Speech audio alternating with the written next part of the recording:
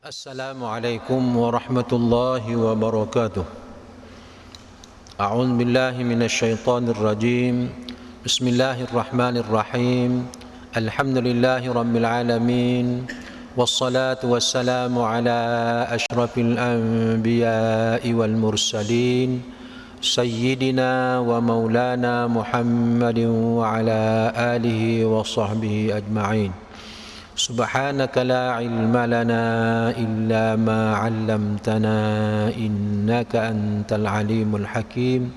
Rabbi shrah li sadri wa yassir li amri wahlul 'uqdatam min lisani yafqahu qawli. Linnabil mustafa al-kiramil Fatihah. A'udzu billahi minasyaitonir rajim. Bismillahirrahmanirrahim. Alhamdulillahi rabbil alamin. Arrahmanir rahim. Maliki yaumiddin. إياك نعبد وإياك نستعين اهدنا الصراط المستقيم صراط الذين أنعمت عليهم غير المغضوب عليهم ولا الضالين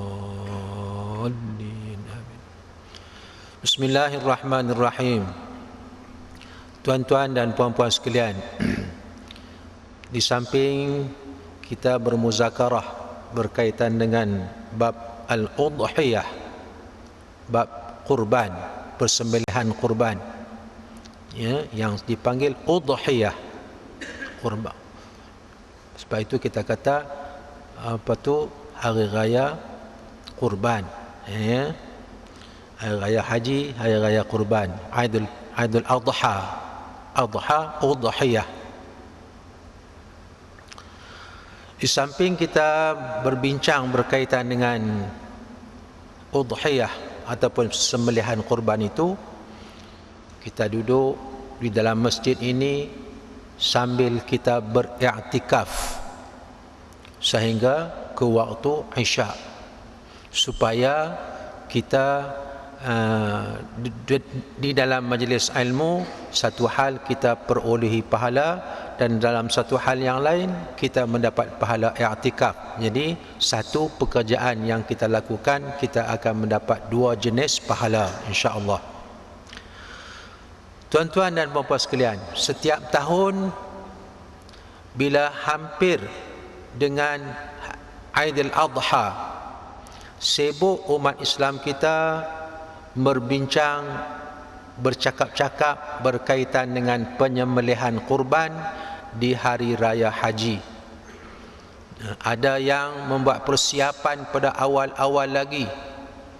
Daripada awal tahun mereka mengumpul sebulan RM30,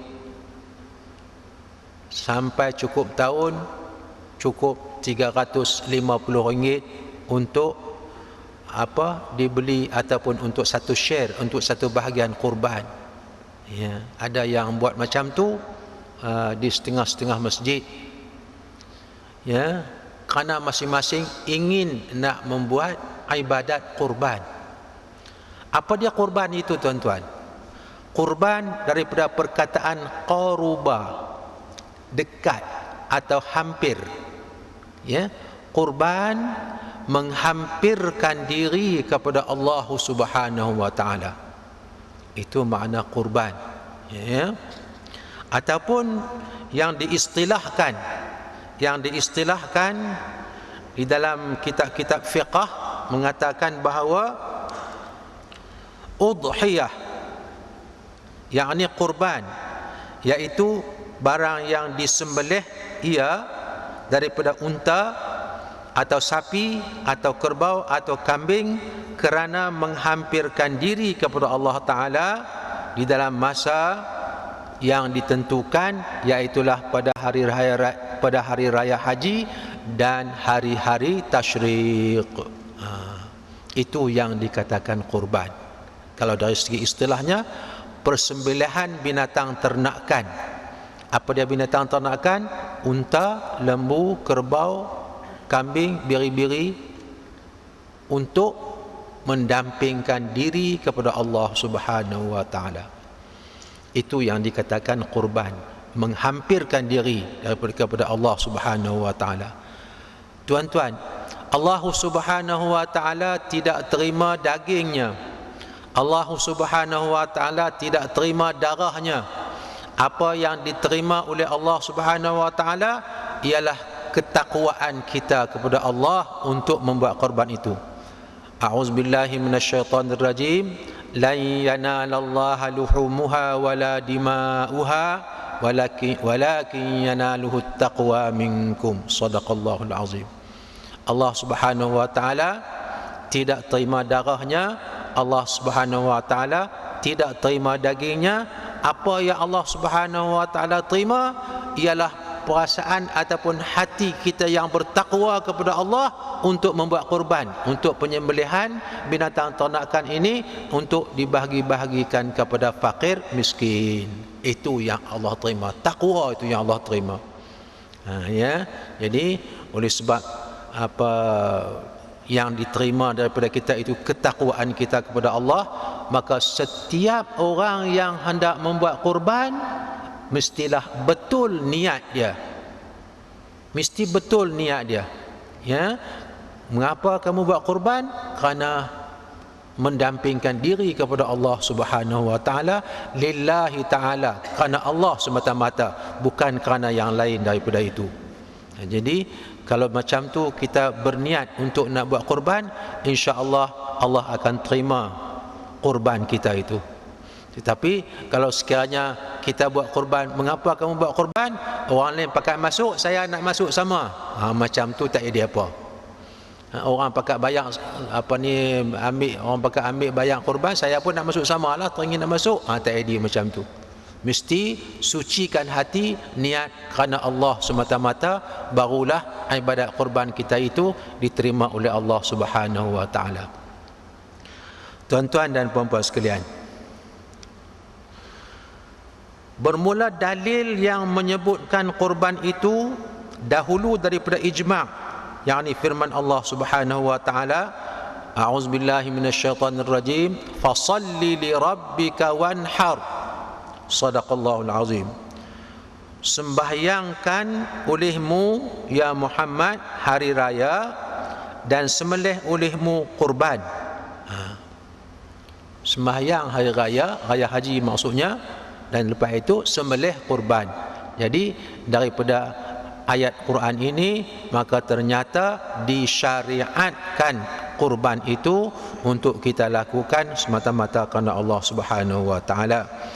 Dan lagi sabda Nabi sallallahu alaihi wasallam, ma amila ibnu adam yauman nahri min amalin ahabba ila Allah taala min iraqatid dam, innaha la ta'ti yaumal qiyamati biquruniha wa azlafiha wa inna ad-dama la yaqa'u min Allah bimakanin qabla an yaqa'a 'ala al-ardi fatibu biha nafsa. Sadaqa Rasulullah sallallahu alaihi wasallam. Maksudnya, tiada jua dikerjakan oleh anak Adam daripada suatu amal pada hari raya yang terlebih digemari oleh Allah daripada menumpahkan darah, yakni menyembelih kurban. Apa yang paling disukai oleh Allah Subhanahu wa taala kita lakukan pada hari raya haji, paling disukai ialah menyembelih kurban. Ya, menyembelih kurban itu yang amat disukai oleh Allah Subhanahu wa taala. Dan bahwasanya kurban itu lagi akan datang ia pada hari kiamat dengan sekalian tanduknya dan kukunya dan kakinya, ya. Dan bahwasanya darahnya jatuh ia daripada Allah pada suatu tempat kemuliaan dahulu daripada jatuh ia ke bumi. Sembelih, tuan-tuan, ya, kita sembelih kurban itu, sembelihan kurban itu sebelum darah itu jatuh ke bumi, dia sudah diterima oleh Allah Subhanahu wa taala. Dalam satu kataan yang lain dikatakan, sebelum darah itu jatuh ke bumi, orang yang membuat kurban itu telah diampunkan dosa dia. Allahu akbar. Begitu mulia, begitu baiknya amalan kurban yang dilakukan oleh seseorang. Jadi tuan-tuan, kalau siapa yang berkebolehan, masa kita masih ada lagi, carilah mana-mana tempat untuk kita buat kurban pada hari raya ini. Kerana apa? Sangat-sangat baik, sangat-sangat dipuji oleh Allah Subhanahu wa taala.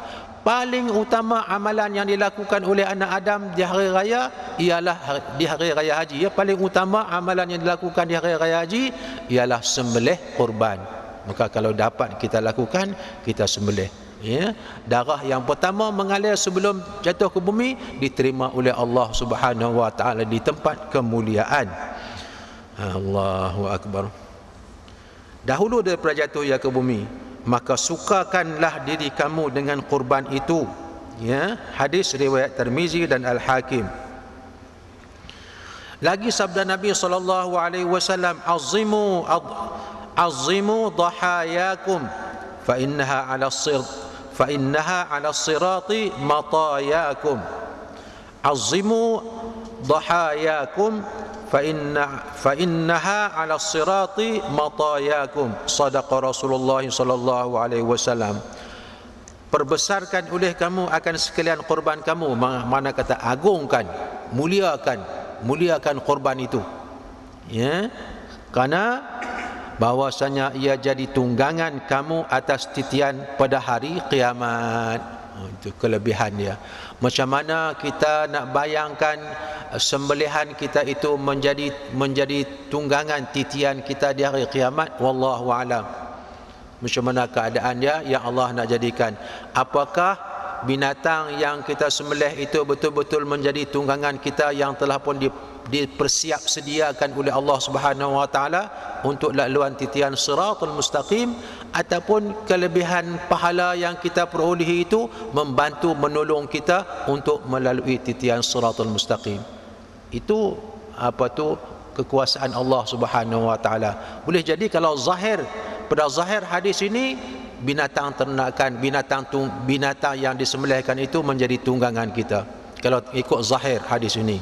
Tapi kalau ditakwilkan, diberi pengertian bahawa kelebihan atau pahala daripada sembelihan kita itulah yang boleh membantu kita, menolong kita melalui titian as-sirat di padang mahsyar nanti. Hukum membuat kurban. Hukum berkurban sunnah muakkadah, sunat muakkad. Itu peringkat awalnya. Hukum berkurban sunat muakkad, tetapi menjadi wajib kalau bernazar. Tuan-tuan, menjadi wajib kalau bernazar. Dan dalam bab bernazar ini, dari sudut menyembelih kurban ada dua keadaan. Tuan-tuan, dalam bernazar kurban, ada dua keadaan. Satu, dia berniat biasa. Dia berniat biasa macam mana? Yang dikatakan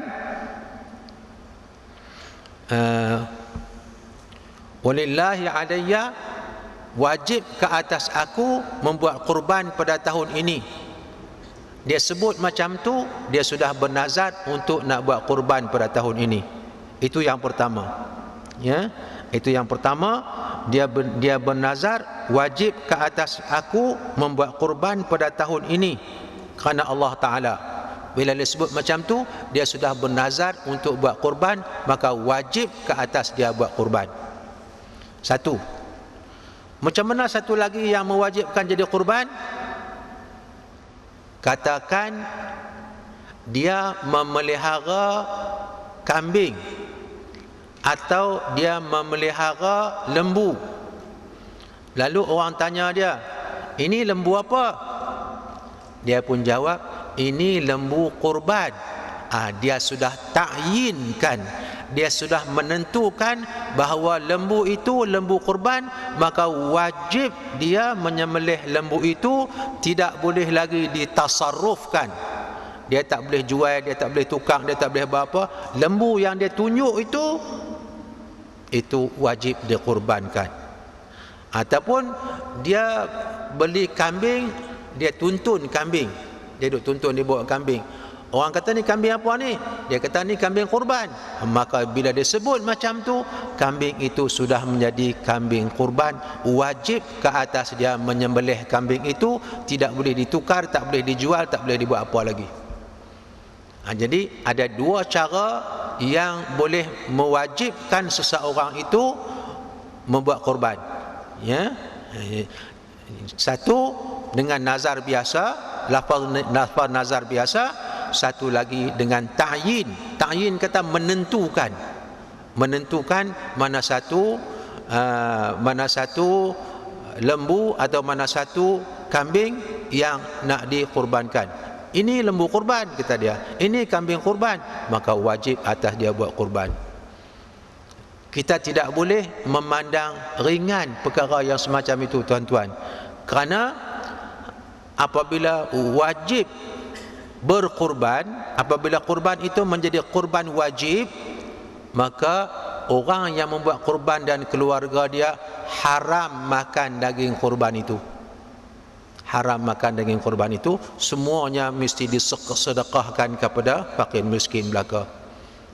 Berbeza dengan daging kurban sunat. Berbeza dengan daging kurban sunat, kita yang buat kurban itu dia boleh kita ambil, boleh kita makan, terutama yang afdal kabdah, hati. Hati itu yang disunatkan kita makan. Rasulullah SAW membuat kurban dan Rasulullah SAW makan hati. Dimasak hati itu dimakan. Jadi kita pun disunatkan macam itu juga, makan hati dia. Jadi kalau kurban sunat boleh kita makan sebahagian daripada daging kurban itu, paling banyak 1/3 daripada daging kurban, ataupun sedikit sahaja, yang lain itu disedekahkan, 2/3 lagi disedekahkan. Paling banyak. Tetapi kalau daging kurban wajib, ada dua cara tadi saya sebutkan sebab menjadi wajib itu. Satu nazar biasa, satu ta'yin, menentukan lembu ataupun kambing yang nak dikurbankan, kurban wajib, maka orang yang membuat kurban langsung tidak boleh makan daging kurban itu, sedikit pun tak boleh, dan ahli keluarganya semuanya tidak boleh makan, semuanya disedekahkan kepada fakir miskin.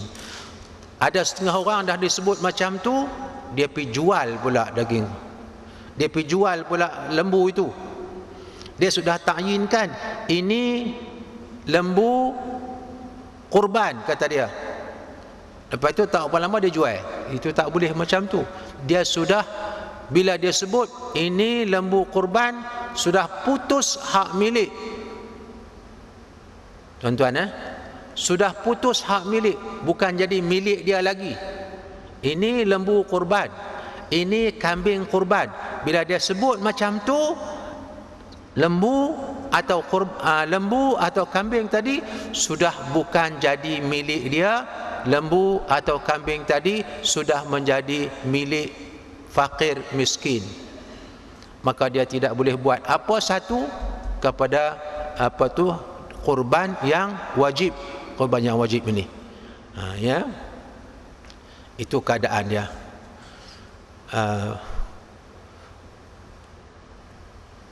Masa untuk berkurban ialah selepas daripada menunaikan solat raya, ataupun masa untuk membuat kurban ini, masa untuk membuat kurban sekira-kira selepas 2 rakaat sembahyang dan 2 rakaat khutbah yang ringan. Katakanlah dia tu tak sembahyang raya, dia nak sembelih kurban, selepas naik matahari, kira-kira lepas 2 rakaat sembahyang dan lepas 2 khutbah yang ringan, maka waktu itu boleh sembelih dah. Tapi biasanya tuan-tuan dan puan-puan sekalian, kita sembahyang raya dulu, lepas sembahyang raya ada 2 khutbah, lepas selesai 2 khutbah barulah disembelih. Itu memang sempurna untuk masa menyembelih kurban.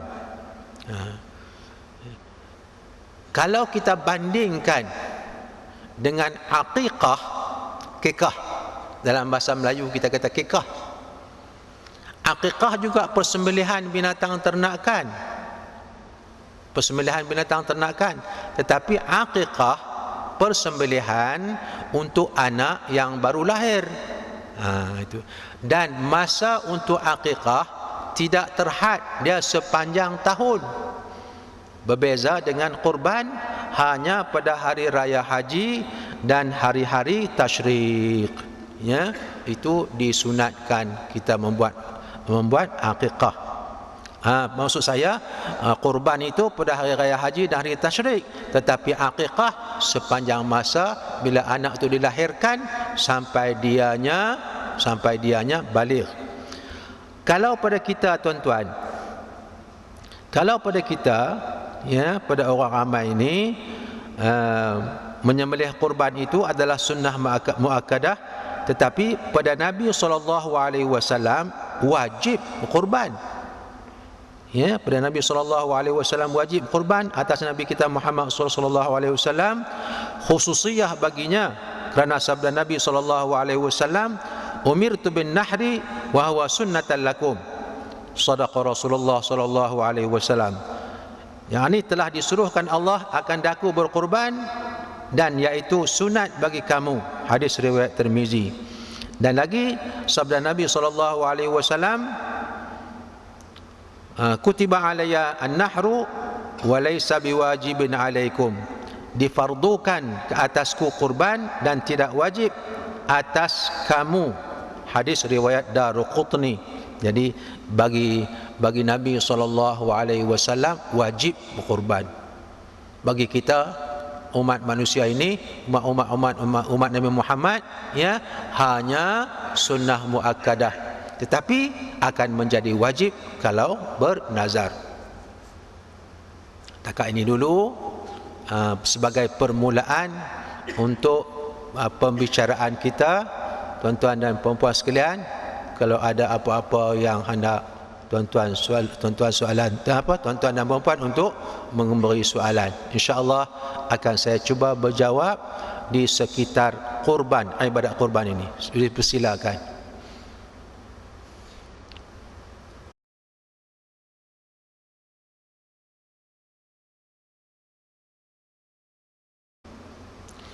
Boleh atau tidak kita membuat kurban kepada orang mati? Jawab dia, boleh. Macam mana boleh? Kita buat kurban itu dengan niat pahala yang kita perolehi kita hadiahkan kepada si mati. Ya, kita buat kurban untuk diri kita, kita buat kurban untuk diri kita.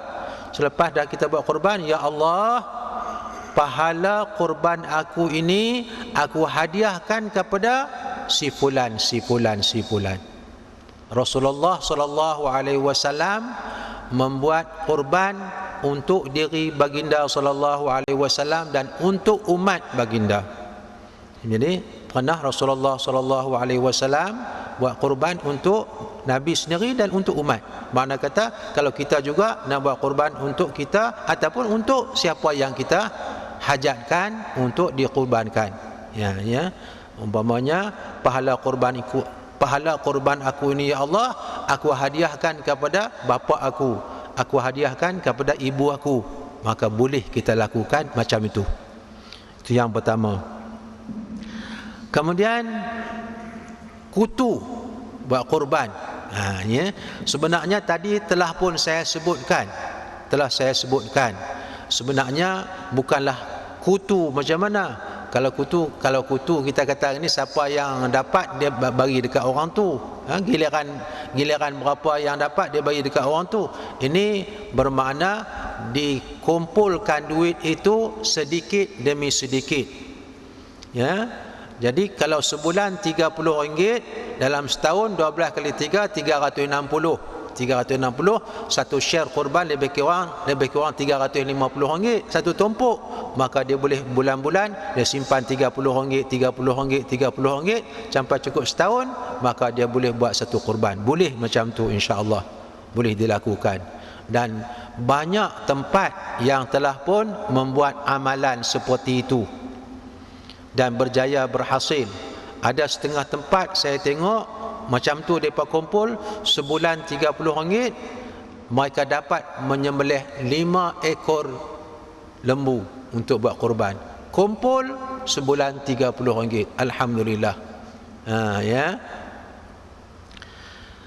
Berapa lama boleh simpan daging kurban? Orang yang membuat kurban itu dia kena sedekah.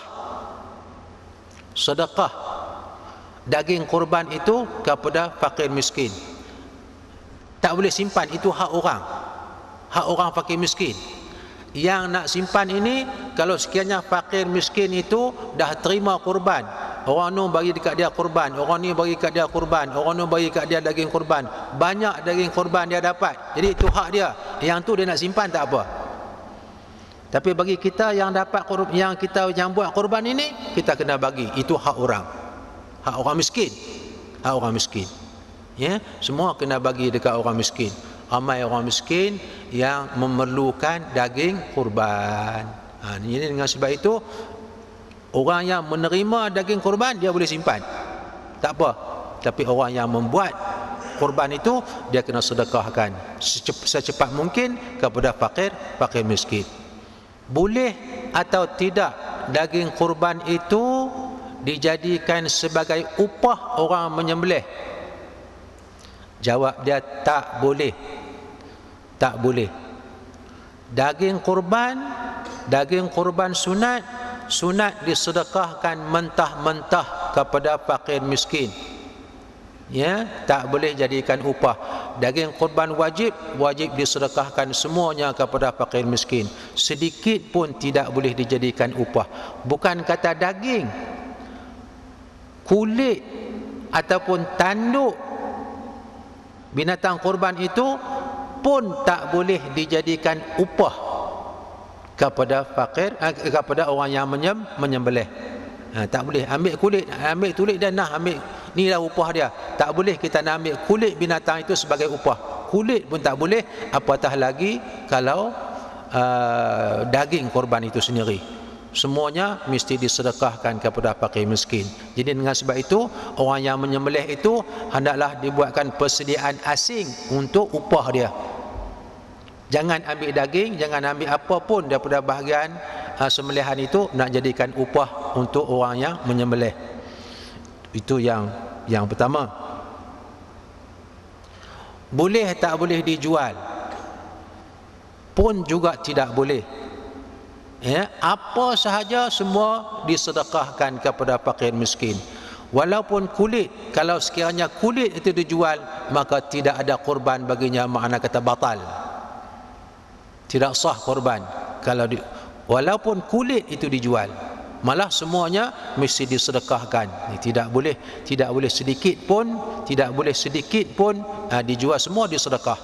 Ya, apa pun tidak boleh dijual. Hikmah kurban amat luas. Kita kata hikmah kurban ini. Yang pertama sekali, hikmah kurban ini ialah mematuhi suruhan Allah Subhanahu wa taala. Tuan-tuan, mematuhi suruhan Allah Subhanahu wa taala, fasalli li rabbika wanhar. Sembahyanglah kepada Tuhan kamu untuk hari raya haji itu dan buatlah sembelihan kurban. Kita patuh suruhan Allah Subhanahu wa taala. Tuan-tuan, sembelihan kurban ini dia balik kepada peristiwa sebenarnya. Balik kepada peristiwa yang pertama sekali, Habil dan Qabil membuat kurban. Iz qarraba qurbanan fatuqabbala min ahadihima wa lam yutaqabbal min al-akhar. Shadaqallahul azim. Dua-dua beradik ini anak daripada Nabi Adam alaihissalam, Habil dan Qabil, disuruh membuat kurban. Ini disuruh membuat kurban. Habil membuat kurban dengan binatang ternakan yang ada elok, tetapi Qabil dia ambil hasil tanaman dia yang tidak elok. Maka hasil kurban yang dibuat oleh Habil diterima oleh Allah Subhanahu wa taala. Bermakna kurban ini telah bermula sejak daripada zaman Nabi Allah Adam alaihissalam. Ya. Lepas itu kurban juga berlaku peristiwa di antara Nabi Allah Ismail dengan Nabi Allah Ibrahim alaihi wassalam, bagaimana Nabi Allah Ibrahim alaihi salam hendak mengorbankan anaknya Ismail dengan perintah Allah Subhanahu wa taala. Ya. Ya bunayya inni ara fil manami anni azbahuka fanzur madza tara. Qala ya abati if'al ma tu'mar satajiduni insyaallahu minas sabirin. Shadaqallahul azim. Bagaimana Nabi Allah Ibrahim alaihissalam memberitahu kepada anaknya Ismail yang baru jumpa balik setelah lama berpisah. Dia bermimpi Allah perintahkan sembelih, ya, anni azbahuka fanzur madza tara. Aku diperintah oleh Allah menyembelih kamu, apa pendapat kamu? Nabi Allah Ibrahim bermesyuarat dengan anak dia kerana Allah perintah sembelih. Lalu dijawab oleh Nabi Allah Ismail alaihissalam, qala ya abati fa'al ma tu'mar, wahai bapa, buatlah apa yang diperintah oleh Allah Subhanahu wa taala. Satajiduni insyaallahu minas sabirin. Engkau akan dapati aku daripada golongan orang yang sabar. Ketika Nabi Allah Ibrahim alaihissalam hendak menyembelih anaknya itu, itulah didengar suara daripada bukit, tinggalkan Nabi Allah Ismail dan digantikan wafadainahu bizibhin azim, digantikan dengan satu sembelihan yang besar, iaitulah kambing yang didatangkan untuk menyembelih ganti Nabi Allah Ismail alaihissalam. Itu satu lagi penyembelihan kurban yang berlaku di antara Nabi Allah Ismail dengan Nabi Allah Ibrahim alaihissalam. Peristiwa kurban itu diperintah oleh Allah, walaupun disuruh sembelih anak, Nabi Ibrahim tetap sembelih kerana menunaikan perintah Allah Subhanahu wa taala. Jadi pada kita ini hanya untuk kurbankan wang menyembelih binatang ternakan. Kurbankan sedikit, RM350 untuk satu panggu. Dan kalau dapat satu ekor lembu tu untuk kita beli seorang-seorang, maka beli seorang-seorang lembu. Daripada ibadat kurban itu sebagai taqarrub kepada Allah, mendampingkan diri kepada Allah Subhanahu wa taala. Dan yang ketiganya, dapat merapatkan hubungan di antara orang berada dengan orang yang tidak berada. Orang susah tuan-tuan, orang susah, mereka nak beli 1 kilo daging sampai berapa, 18-19 ringgit, tak ada duit. Nak makan daging, susah nak makan daging. Datang hari raya, disembelih, diberi percuma. Allahu Akbar, seronoknya mereka dapat daging percuma untuk mereka makan. Jadi itulah dia hubungan di antara silaturahim di antara orang yang berada dengan orang yang tidak berada, merapatkan jurang di antara orang yang miskin dengan orang kaya. Itu di antara hikmah yang kita nampak. Dan selain daripada itu, banyak lagi mengapa hikmah-hikmah yang lain yang dirahsiakan oleh Allah Subhanahu wa taala, mengapa disuruh kita membuat kurban. Takat itu dulu, wallahu alam. Kalau ada soalan yang lain daripada pihak wanita, ya sila. Soalan berikut ini berkaitan dengan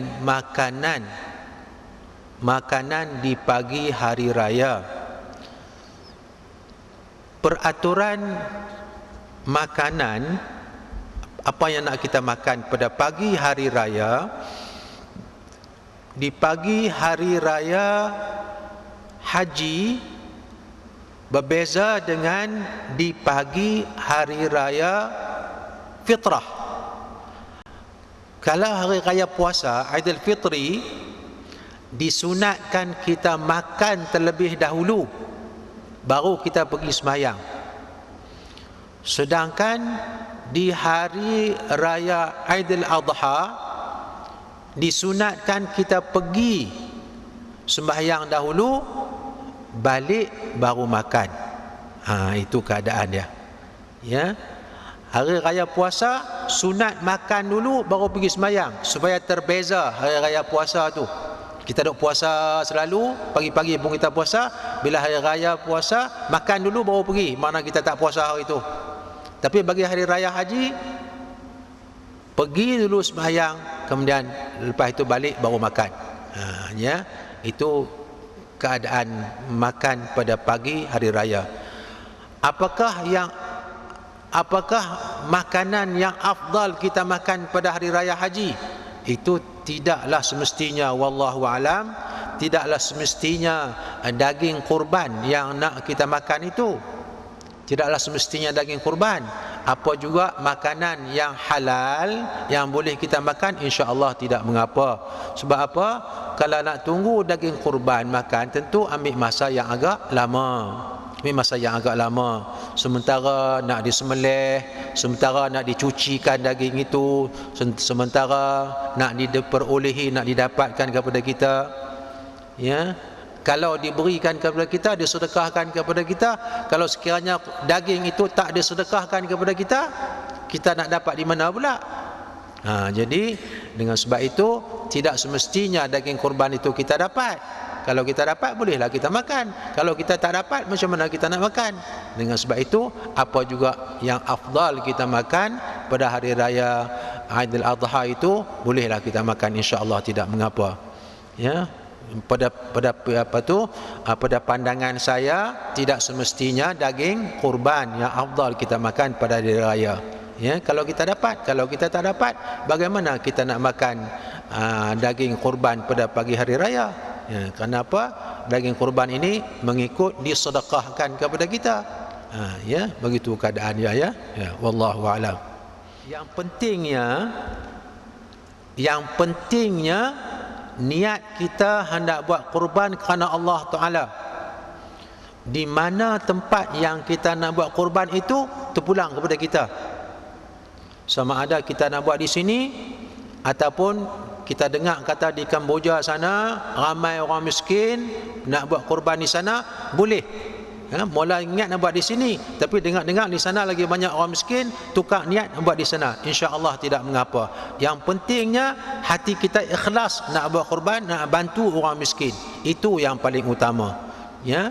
Tetapi kalau kita hendak buat kurban di tempat lain, di Kamboja, ataupun katalah ada orang yang nak pergi mana, Somali, di Afrika sana, orang miskin susah banyak, katalah mana buat di sana, kita kena wakil pada awal-awal lagi, tuan-tuan, kena wakil pada awal-awal lagi pada orang yang hendak pergi ke Kamboja atau nak pergi ke mana itu. Wakilkan kepada dia membeli lembu, dan wakilkan kepada dia untuk sembelih kurban untuk diri dia. Wakil siap-siap. Ya. Jangan sekadar bagi duit nak pergi buat kurban, jangan macam tu. Kenapa? Kurban ini dia merupakan ibadat. Bila merupakan ibadat, kalau tak boleh buat sendiri, perlu niat dan perlu wakil kepada wakil kita untuk menyembelih kurban. Yang pertama wakil untuk membeli, yang kedua wakil untuk buat kurban. Itu yang paling pentingnya. Dan bila dah nak buat kurban di sana, di mana tempat yang kita hendak buat kurban itu, daging kurban itu mesti disedekah di kawasan itu saja, di tempat itu saja, tidak boleh dibawa ke tempat lain. Dia sama dengan zakat. Kalau kiranya daging kurban itu di Kamboja, maka di Kamboja sajalah daging kurban itu disedekahkan, tidak boleh kita bawa ke tempat lain.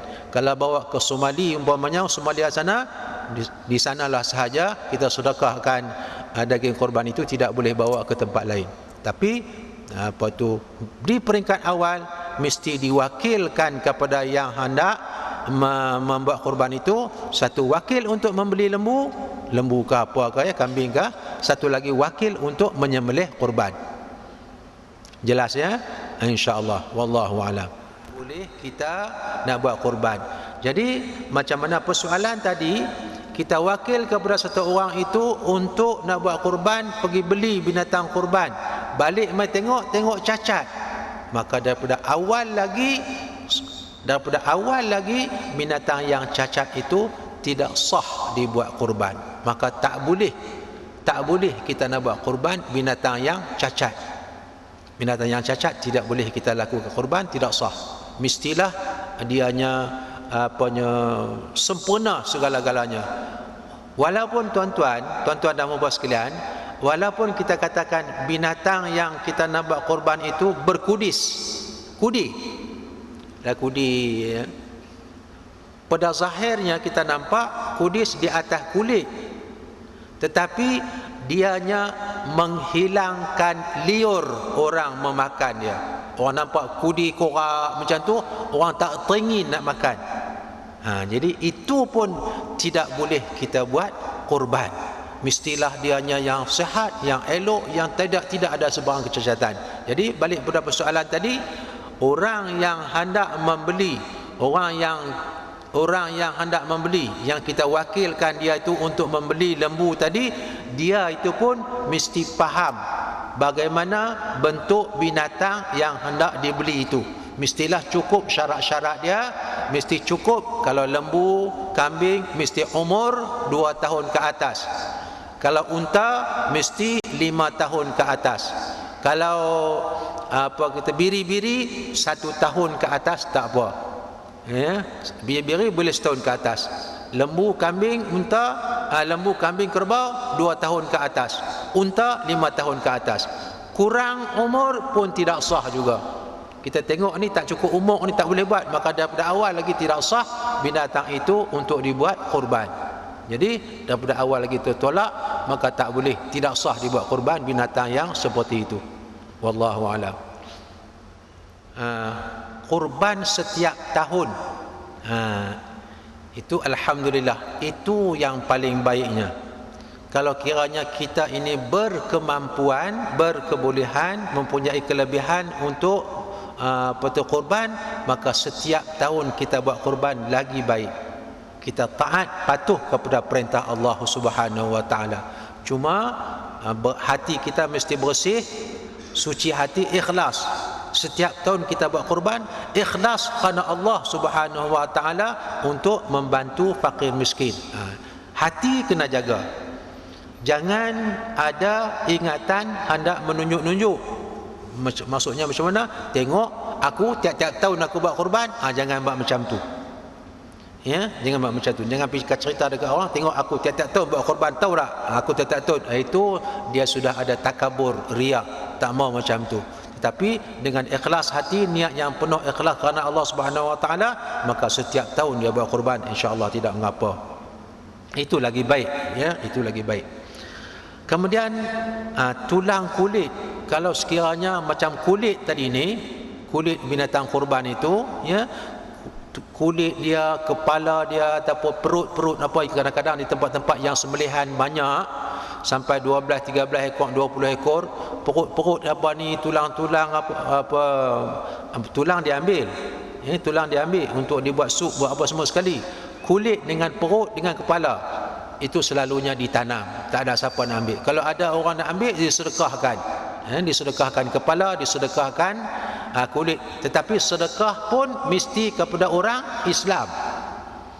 Jangan sedikit pun diberi kepada orang bukan Islam.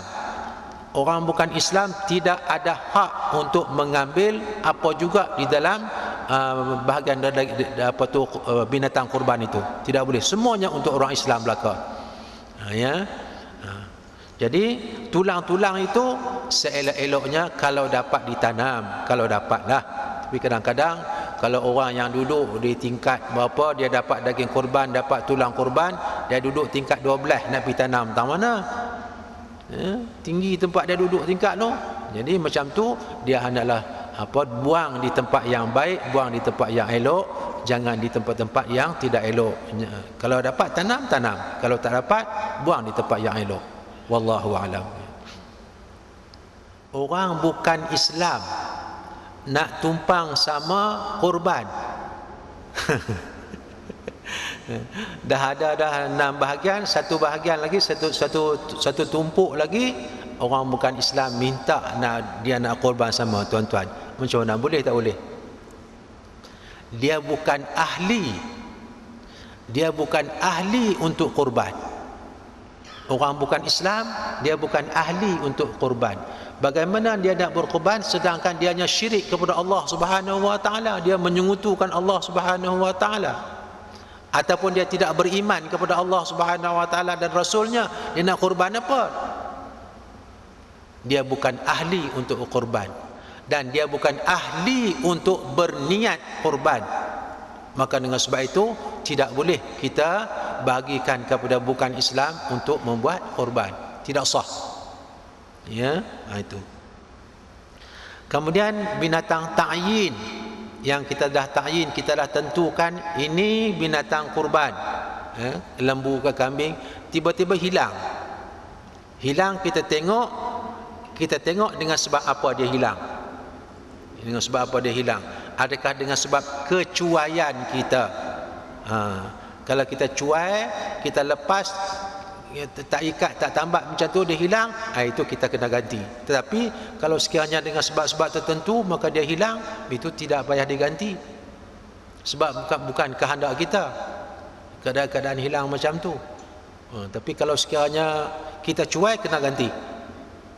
Ya, cuai tak tambat ke, ataupun kandang tak berpagang, kandang tak berkunci atau sebagainya lah, cuai lah kiranya apa-apa. Jadi kita yang menyebabkan dianya hilang. Ya, orang curi pun macam tu juga. Curi itu, ini kalau bab curi di tempat mana dia curi. Kalau kita dah bubuh dalam kandang, kita tambat, kita kunci, dia masuk curi, itu bukan hal kita. Tetapi kalau tempat yang kita letak tempat itu tempat yang biasa gitu, siapa-siapa boleh bawa, itu juga cuai kita. Itu bab curi itu termasuk juga bab potong tangan tu. Ya, bila mencuri potong tangan, dengan sebab apa dia mencuri? Kalau sekian letak di tempat yang benda itu terbuka macam tu, siapa-siapa boleh ambil, itu tak boleh potong tangan macam tu, tak boleh. Kita cuai mana kata. Tapi dah simpan, dah jaga, dah elok, dia datang juga curi, itu memang orang tu jahat, dan kita tidak bertanggungjawab dalam hal yang semacam itu. Tidak perlu kita ganti. Kerana apa? Dia yang usaha untuk mencuri macam tu. Kita dah usaha, dah tutup, kita usaha nak jaga bagi elok supaya siapa pun tak boleh ambil, tiba-tiba dia masuk curi juga, dipotong sana potong sini, buat apakah, berlari.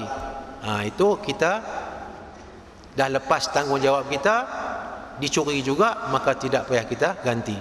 Berbeza dengan kita cuai, letak di mata kata macam tu curi, itu kita kena ganti. Faham ya? Wallahu a'lam. Yang pertama tadi, kurban itu sepatutnya lembu A, tiba-tiba lembu B yang disembelih. Saya bimbang, lembu B ini bukan kepunyaan kita, kepunyaan orang lain. Bila kepunyaan orang lain kita sembelih, tak boleh macam tu, hak orang, maka tidak sah. Sebab hak kita A, yang B ni orang punya. Itu sebab itu penentuan yang semacam itu pun ta'yin juga, penentuan juga. Tak boleh kita berpindah daripada A ke B, kerana A ada hak kepunyaan dia sendiri, B ada hak kepunyaan dia sendiri. Tiba-tiba kita ambil B, mana itu bukan hak kita, lalu perbuatan kita itu menyalahi hak, bukan kepunyaan kita, maka dia menjadi tidak sah. Sebab itu penentuan itu perlu ada. Satu.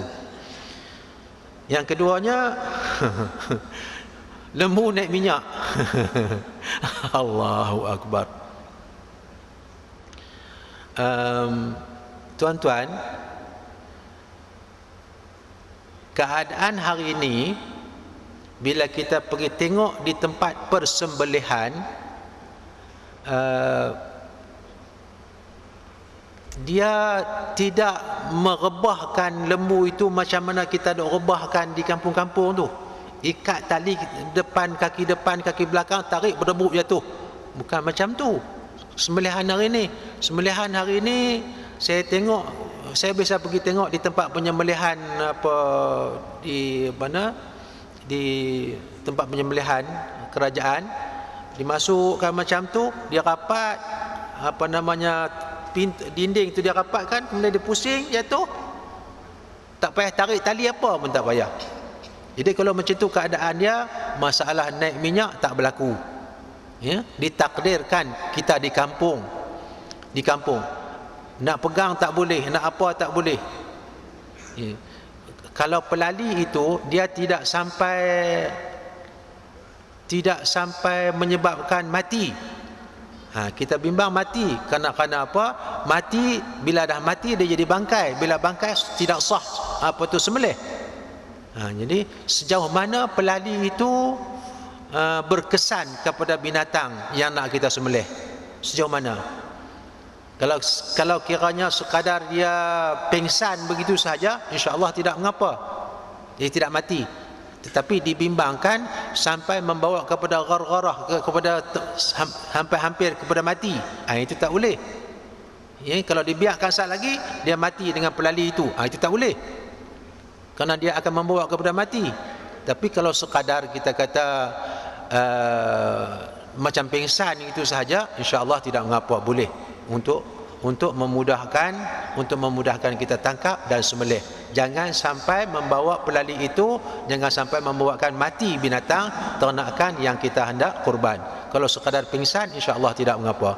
Wallahu a'lam. Baik tuan-tuan, ini dua soalan. Soalan pertama, kita masuk satu bahagian kurban. Bila kita dah dapat, umpamanya kita dapat 9 kilo daging, satu tumpuk dapat 9 kilo. Orang yang membuat kurban, paling banyak dia boleh makan daging kurban itu 1/3. Bermaknanya dia hanya boleh ambil 3 kilo.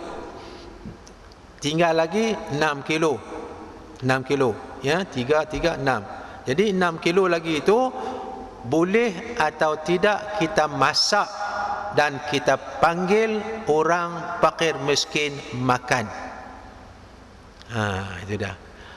Sebenarnya daging kurban adalah dikehendaki kita sedekah mentah-mentah. Disedekah mentah-mentah supaya orang miskin ini boleh dia tasarruf. Dia nak masak gulai ke, dia nak jual ke, dia nak buat sate ke, dia nak buat kering, terpulang dekat dia. Tapi kalau kita masak bagi dia makan, dia tak boleh buat apa dah. Masak tu je, kalau buat gulai-gulai je lah, tak boleh. Jadi dengan sebab itu daging kurban hendaklah disedekah mentah-mentah kepada fakir miskin. Yang satu. Yang keduanya, yang macam tadi saya katakan, sedekah kepada fakir miskin 1/3, paling banyak 1/3 itu paling banyak boleh kita ambil. Kalau kita ambil kurang lagi pada itu pun lagi baik, kita sedekah lagi banyak, itu lagi baik, ya. Baik, kalau dia ambil 1/3, tinggal lagi 6 kilo. 1/3 boleh disedekahkan kepada fakir miskin, dan 1/3 lagi boleh diberikan kepada orang berada, orang kaya. Boleh diberi kepada orang kaya, boleh. Tapi kepada orang kaya ini sekadar cukup makan sahaja, tidak sampai boleh tasarruf. Itu dia, ya. Itu pembahagian daging kurban itu boleh orang kaya pun boleh bagi, tapi sekadar kita bagi untuk dia makan sahaja, tidak sampai tasarruf. Mana tak sampai boleh dia jual, tak apa-apa, tak, untuk makan sahaja. Itu soalan yang pertama. Jangan masak, bagi mentah-mentah. Kemudian yang kedua, biasanya hari tasyrik bagi kita di Malaysia ini lambat sehari daripada hari tasyrik di Mekah. Makna kata di Mekah raya dulu sehari, kita raya kemudian. Jadi hari raya di Mekah sudah habis, hari tasyrik di Mekah sudah habis, kita masih ada lagi hari tasyrik. Apakah kita nak kira tasyrik di Mekah atau tasyrik di Malaysia? Tuan-tuan, kita nak kira hari tasyrik, hari sembelih kurban itu ikut kiraan Mekah atau ikut kiraan di Malaysia ini? Saya nak tanya balik tuan-tuan. Sebelum saya jawab yang tu, saya nak tanya balik tuan-tuan. Kita sembahyang ikut Mekah ke ikut Malaysia? Kita sembahyang ikut Malaysia. Kalau kita nak sembahyang ikut Mekah, mereka tak maghrib lagi, kita puluh dah maghrib. Macam mana? Kalau sekiranya sembahyang pun ikut Malaysia, ikut waktu Malaysia, ikut time kita lah, time kita di Malaysia ni, maka kurban juga mengikut waktu kita. Kalau kita raya lewat satu hari daripada Mekah, maka tasyrik pun lewat satu hari daripada Mekah. Kita ikut kita. Kita tidak boleh kerana matla', kerana naik matahari, terjatuh matahari ini tidak sama dengan kita. Mereka lebih lewat sedikit daripada kita, dan kita lebih cepat daripada mereka dengan matahari itu. Dengan sebab itu mereka kadang-kadang lebih awal raya kerana mereka sudah nampak anak bulan, kita belum nampak lagi. Kita lewat satu hari pun tidak mengapa, kita ikut masa kita di Malaysia. Ya, kalau nak ikut raya, mereka raya dah, kita tak raya lagi. Macam itulah walaupun hari daripada habis tasyrik, kita masih ada tasyrik, masih boleh kita buat korban, insya-Allah. Gitu ya, wallahu alam. Saya kira cukup tekan ini dulu ya. Kita dah sampai hampir jam 9 ya, hampir jam 9. InsyaAllah kalau nak tanya lagi sampai tadi boleh tanya lagi. Tapi cukuplah untuk kali yang pertama ini. InsyaAllah kita sambung lagi di waktu yang lain. Mudah-mudahan sedikit sebanyak apa yang dapat saya sampaikan itu ada manfaat kepada kita bersama. Aqulu qawli hadza wa astaghfirullahal azim li wa lakum. Wassalamualaikum warahmatullahi wabarakatuh. Allahumma salli ala sayyidina Muhammadin fil awwalin wal akhirin. وسلم رضي الله تبارك وتعالى عن ساداتنا أصحاب سيدنا رسول الله أجمعين. بسم الله الرحمن الرحيم. الحمد لله رب العالمين حمدا يوافي نعمه ويكافئ مزيده. يا ربنا لك الحمد كما ينبغي لجلال وجهك وعظيم سلطانك. اللهم اهدنا بهداية القرآن وأمتنا على دين الإسلام. اللهم أرنا الحق حقا وارزقنا اتباعه، وأرنا الباطل باطلا وارزقنا اجتنابه. ربنا آتنا في الدنيا حسنة وفي الآخرة حسنة وقنا عذاب النار. اللهم اجعل جمعنا هذا جمعا مرحوما وتفرقنا من بعده تفرقا معصوما. وصلى الله على سيدنا محمد وعلى آله وصحبه أجمعين والحمد لله رب العالمين. تقبل الله منكم.